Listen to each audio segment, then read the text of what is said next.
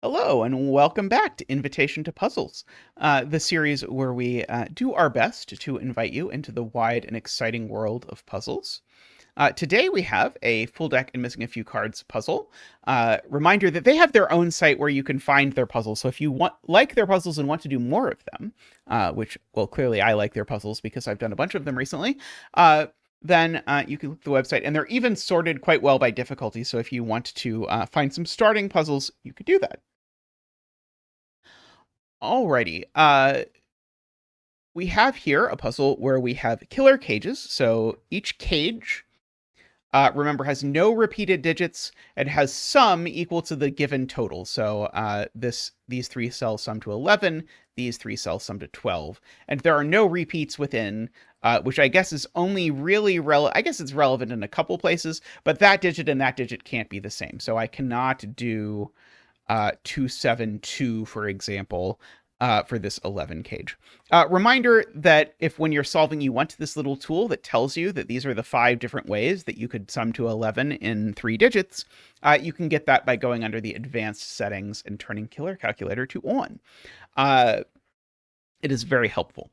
The other is my personal favorite constraint, which is Renban lines. These purple lines need to contain a non-repeating sequence of consecutive digits, but the order does not matter. So basically, as a set, they need to be a sequence of non-repeating consecutive digits. So for example, I could do 5, 6, 7. That's totally fine. But if I am feeling spicy, I could do 7, 5, 7, 6, or 876, or whatever way you want, just a string of digits. So these two just are consecutive. If you want, they just could have a white dot between them. This is a long string of consecutive numbers. So you could figure this out. Alrighty, so there's a link in the description if you want to try it yourself. I'm going to go ahead and give it a go and walk you through all of the exciting stuff that I'm sure is awaiting us. All right, so there's a couple places that I would like to start, but the first one I want to start, and so for half a second, Tristan was in the room and he looked at this puzzle and he said, "Ooh, that looks ropey." So I want to explain to you what ropey means. And so the first way to start thinking about what roping means in this puzzle, and in any puzzle that you look at that has a clue that looks roughly speaking like this, is to look at these 3 digits as a collection. I don't know what they are, but they're 3 digits of some description. That one's not 9. That concludes the list of all information that I know about these 3 digits. But I know where these 3 digits go in box 2. And the reason for that is that, remember, a Renban by definition doesn't have any repeats. And so the 3 yellow digits, where can any one of them go in box 2? Well, they can't go here and they can't go here, so they have to go here. But there's 3 of them, and they have to occupy these 3 cells. So just these 3 cells are the yellow digits again.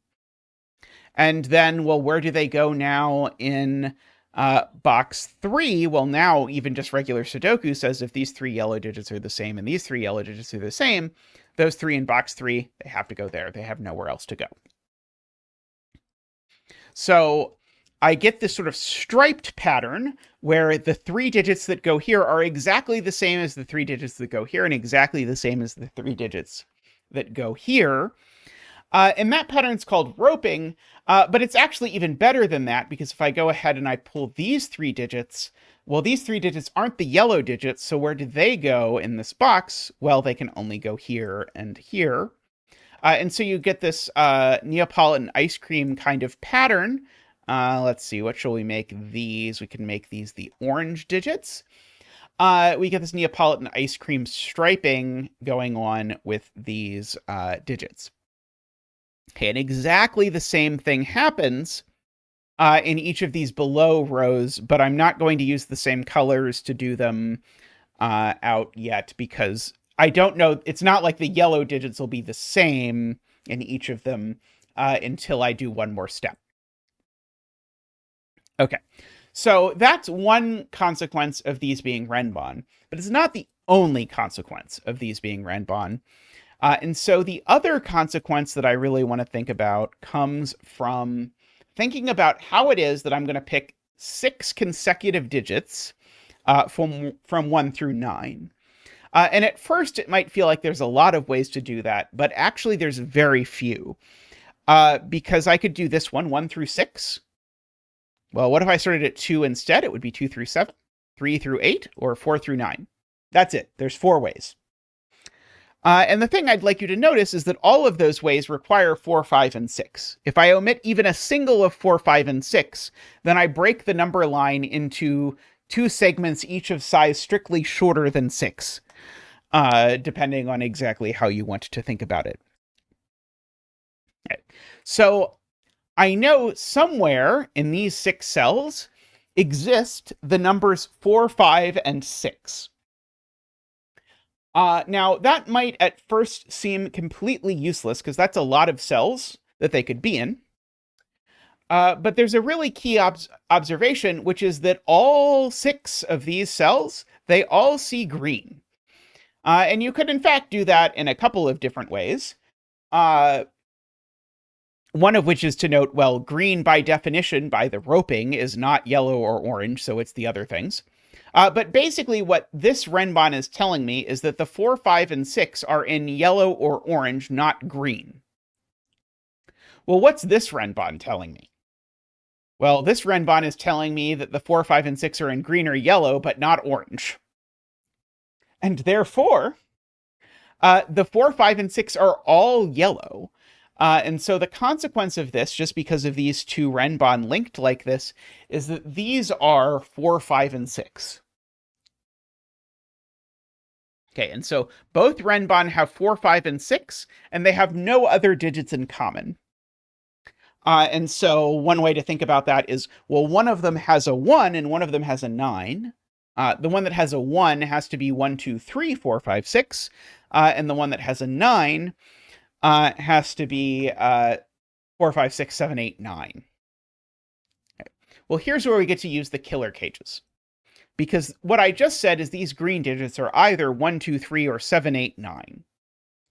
Well, they definitely can't be 7, 8, 9, because if they're 7, 8, 9, this 11 cage is going to sum to a bare minimum of 19, which, spoiler, is too many to be 7, 8, 9.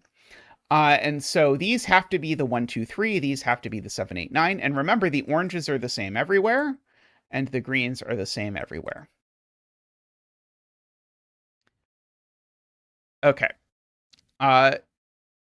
Because this same pattern repeats, the one thing I'm sure of, and I'm going to mark this in yellow, is that actually these still have to be the 4, 5, 6.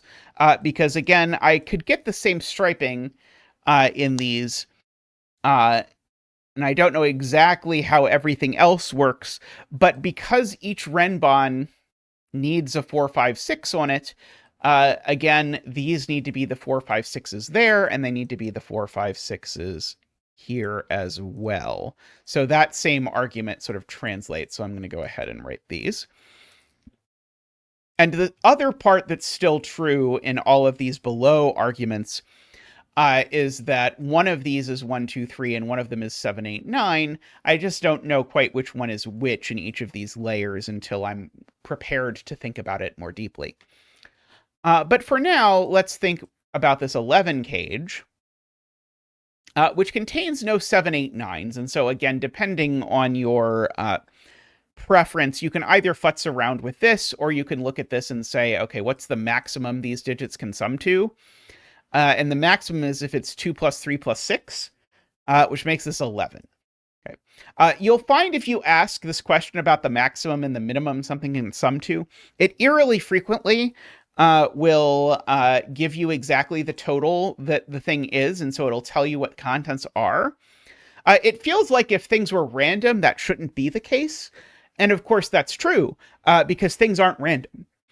Because usually when a setter is putting a cage here, for example, when missing a few cards in FullDeck, put this here, I bet they asked themselves what the maximum these things could sum to was, concluded it was 11, and then wrote an 11 into this cage. So it is worth it, even though it seems like it ought not to be, to ask yourself about mins and maxes when you can. Okay. Let's also take just a second note.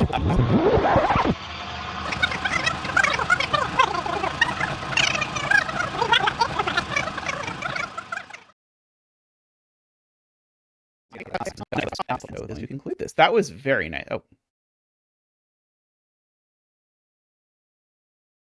I say that was very nice. Am I missing? Why is this not the solution? Why have I filled in? How did I fill in 1 and 2 up here? Oh no.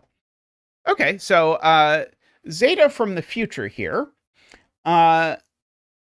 Let me tell you what Zeta from the past just did, and then you'll see why I'm Zeta from the future now. Zeta from the past just did this whole puzzle after saying that these had to be 1, 2. These are not 1, 2. These are 2, 3, which is what I thought I said. Because this is 2, 3, and 6 is what I have to do. So we're going to do the puzzle again.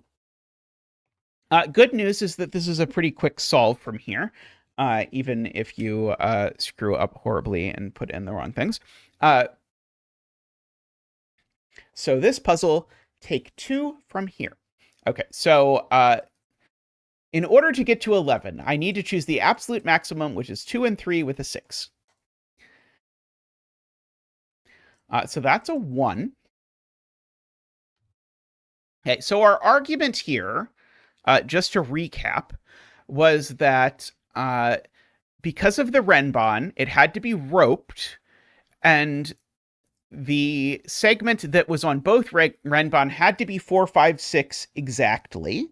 And then one of the Renban had to be 1, 2, 3, the 4, 5, 6, the other had to be 4, 5, 6, 7, 8, 9. All of that argument stays the same from row to row. So each of these, so to speak, bands, which is just an unnecessary name for 3 rows of a Sudoku, they have to have the same roping pattern. Okay. And the 4, 5, 6s have to be in the same place. So I'm going to go ahead and write that in. So these are all 4, 5, 6 now.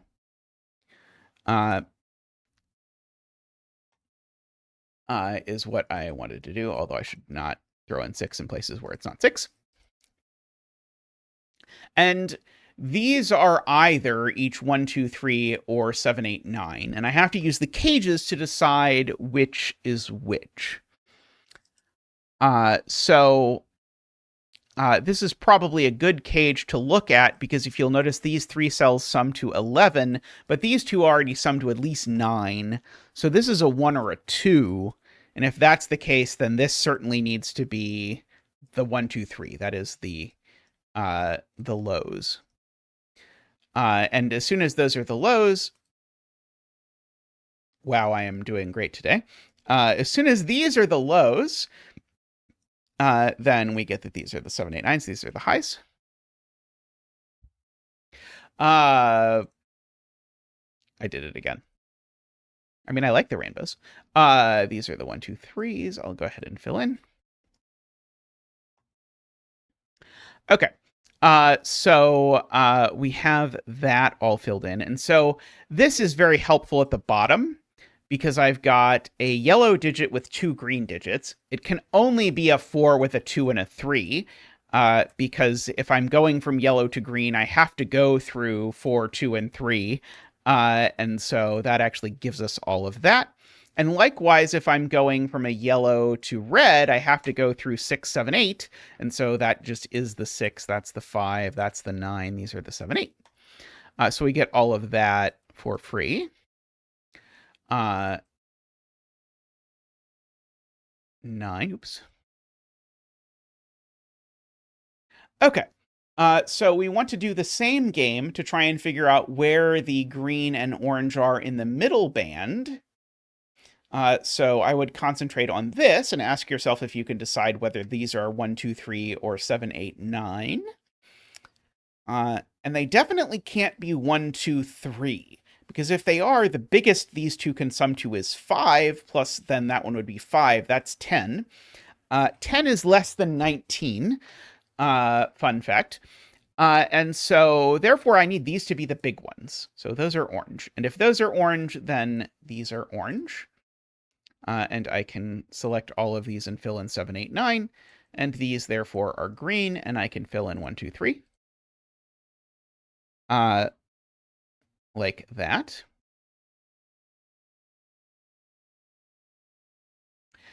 Okay, and so now let's see. Is there anything deep I can say about this cage? Like, for example, yeah, the minimum I can make this cage sum to is 19. If I make this 7, 8, and 4, so I have to make this 7, 8, and 4. So no 9's there, so the 9 goes there and the 4 goes there. Is what I am saying. And so now, if I look down here, that's the 5, that's the 4. The digit I'm missing is a 2. And so notice how smoothly the Sudoku goes when everything is roped with exactly the same digits. You get to fill in a bunch of digits very quickly. No 1 anymore. Note a couple times we've been using the don't repeat digits in a killer cage rule. Note this can't be a 4 because it would need to go with a 5, which is not green. So it is a 6 going with a 3, making that a 4. 5, 6, 4, and the 5. Got that. This is assuredly a 7 or an 8 and not a 9, because 9 would go with 0. That does place the 9 there, for what it's worth. In this row.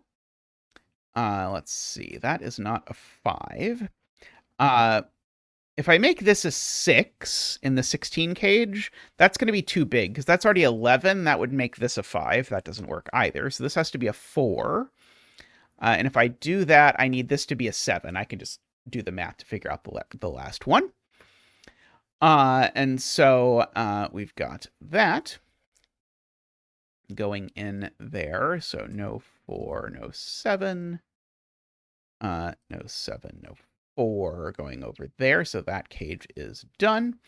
My 8 cage here, if I look at it, it can't be 4 plus anything.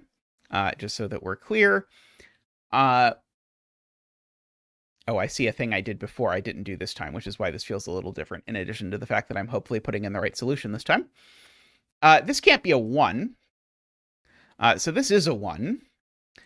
And now that's a 2. So I did this differently. The last time I did this, before I rewound everything, I noted that these were from 1, 2, 3, and if they were going to be consecutive, they needed to have a 2 in them, so that couldn't be a 2. So then when I sort of unraveled the rest of the puzzle, everything worked out. Okay, 2 plus 6 is 8. 4, 5, and 6. 4 and 8, 6 and 9, 9, 8, 7, 5, 9, 7, 8. Okay, so same story over here. If you want me to do it the other way, if I don't put an 8 in these digits, then I'm claiming 7 and 9 are consecutive, which is a problem. So one of these is an 8, so that's not. So that's 7, that's 8. Okay. So we now have our 12 cage. So if this is a 7, it's too small. 7 plus 1 is only 8. I can't get to my desired 12. So in fact, this is a 9, and then that's a 2. So we get our 1, 2, 7, 1, 3, 8, 7, 8, 9, 2, 1, 3. Oh, and now 9 is 1 plus 8. So we get to do that. There we go. Well, that was a first for this, is that I completely solved a puzzle, and it turned out it was wrong because I can't correctly say something should be 2 and 3 and then write 2 and 3 in it or something. But a puzzle's so good, I did it twice. So I hope you enjoyed that, including perhaps a rambling video of me going rapidly through the puzzle backwards. Or something like that. But anyway, that's roping. And so anytime someone talks about roping in a puzzle, what they're saying is that the rows or columns, you can do it in columns as well, end up having this pattern. Most puzzles don't have this. This is a thing that happens sometimes and not always, and it will happen in either a set of 3 rows or a set of 3 columns. Typically one or the other, or as I said, typically neither. In this puzzle, all 3 bands, all 3 sets of 3 rows were roped. That doesn't have to be the case. It can be just one of them. And so it's useful to understand the shape. And if you see a line like this, basically any kind of line, be it palindrome, Renban, there's a few others, it will probably be telling you that your puzzle is going to end up being roped at the end of the day. All right, well, that's all for today. If you enjoyed the video, please like and consider becoming a YouTube member. It is not that expensive, and it helps support us, helps support the channel, helps us keep going. So we greatly appreciate the support that you give us. Thank you so much for that. But that's going to be all for today. I'll see you soon. Bye for now.